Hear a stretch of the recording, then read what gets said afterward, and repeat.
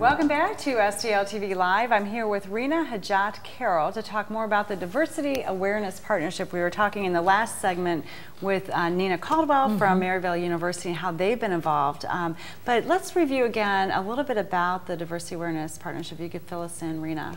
Sure. So in addition to the sports campaign that we're doing with Maryville University, we also do a number of youth programs working with middle and high school youth, in addition to diversity training and consulting for organizations that really want to implement diversity strategies. So in talking about the kids, how do you get the schools involved and what do you do with the schools? Absolutely. So we are so honored to be able to work with over 50 different schools in the region through a couple key programs. So one is called the Give Respect, Get Respect program, and that is a signature program of ours that we started with Edward Jones about 10 years ago, where Edward Jones is our host and they provide space for us. We bring 50 students to Edward Jones.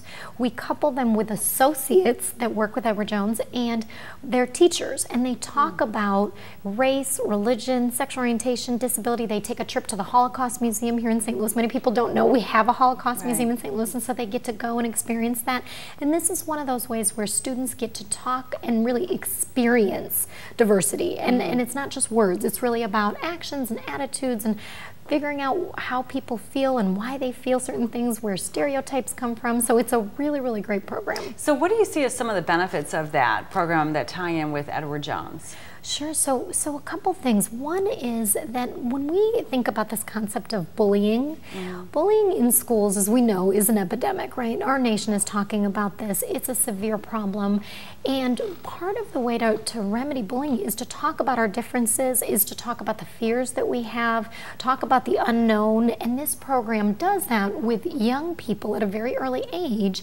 And when we think about workplace and the connection to the workplace, bullying happens in workplaces too. We just don't call it that, right? Exclusive behavior, exclusive attitudes, people getting invited to certain meetings, not to others, name calling, it all happens. I talk to my kids about this because they'll talk about these things at school and I'll tell them, you know, with adults, the same thing happens. It just looks a little bit different and we don't call it bullying necessarily, but it's the same thing. It's in principle. It's exclusivity or excluding people. Exactly, exactly right. And so in principle, it's the same thing. And so the connection that we see is that if we can get young people to start talking about their experiences and bring in our corporate folks, then we can try to really build the bridge and say this is the same thing that's happening. And we all as a community benefit, and we're stronger when we talk about these issues and just really work on being a more inclusive city.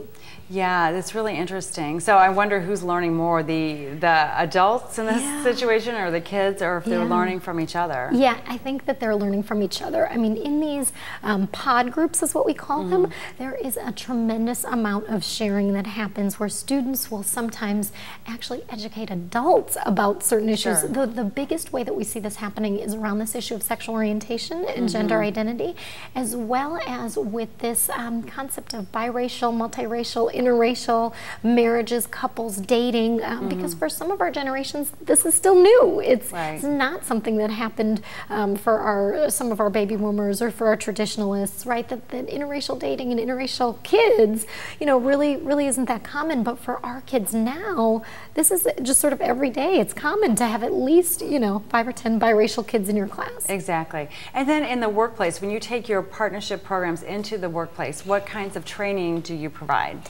So with companies, organizations, nonprofits, it's really a diversity 101 type of training. It's not threatening, it's not judgmental, we're not calling anyone a racist or a sexist or anything like that. We're just saying, let's learn about what you don't know, let's learn about what we can say and what we can't say in the workplace, let's look at demographics and statistics about how our country and our community is changing, and so it's really sort of an overview of diversity. Yeah, very interesting. So your work continues and you've got, I'm sure, big plans for the year ahead as you continue to broaden. Yeah, absolutely. So we're really excited about 2014. We have just rebranded a program called DAP Connect. It was formerly our Be a Friend program, and this is a way for individuals in the community to get involved with us. These are communities who want to diversify their social networks, their professional networks. So we have 4 events a year where people can just come and network. We have a breakfast in December. We'll have a luncheon in the in this sort of January, February timeframe. We're doing a concert in February. Wow. So we have a lot going on for people to connect. It's good for adults to get out of their comfort zone, get out of their community, and be a part of our broader community here in St. Louis. We've got so much to offer. So thank you, Reena, so much for joining us and telling us more about the Diversity Awareness Partnership. But stick around. There's more to come. Next up, Bonnie Forger from the St. Louis Agency on Training and Employment has an update on their on-the-job training opportunities. Stay tuned.